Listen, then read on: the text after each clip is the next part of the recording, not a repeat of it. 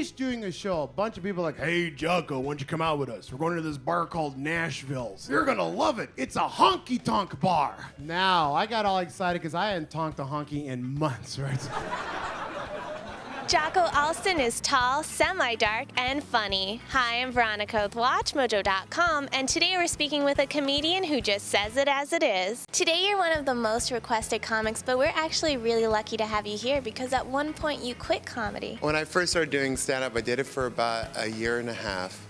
And then I quit. I figured, you know what, I don't like this, blah, blah, blah. I got laid off from my job, and the Canadian government was taking care of me. And I'm like, you know, I'm gonna get back into comedy. And I got back into it, and 15 years later, I am sitting here in front of you doing this interview online. I walk in there, it's some kind of redneck river dance going on in this place. And these are some dedicated people because they actually take the time to dress up for this shit. Have you seen them? I mean, whether you're a singer or a dancer or a comedian, it's not like you can go to school, graduate, and get a job. It's kind of like the school of hard knocks. And I had a lot of people say, oh, it's not worth it, you're not gonna do it, blah, blah, blah. I just, you know, I plugged along and I believed, and those people who told me I couldn't do it, I'm very arrogant and stubborn. And I'm like, no, I can do this. They got the hats on and the belt buckles and the shiny boots. The music will come on to be like, oh, Martha, that's our tune. You got the greatest laugh in the world, sweetheart. Is there anything that still surprises you about the audience and their reactions after this long?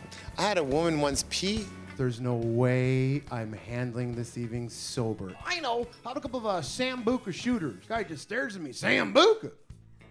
What are you, gay? Your act is very observational humor. You take everyday's activities, like dancing in a southern bar, and you just say it as it is, and it's hilarious. I guess all comedians, to a point, we see things just a little different, you know, but I am more, like you said, a storyteller. We don't have those fancy, schmancy Sambuca drinks. We got this thing we call a prairie fire, you know? Yeah, fuck you, I didn't know what it was.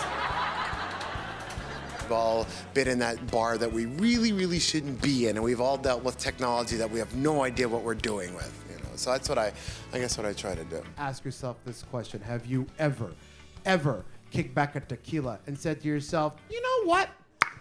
This shit just doesn't make me gag enough. What can I add to this?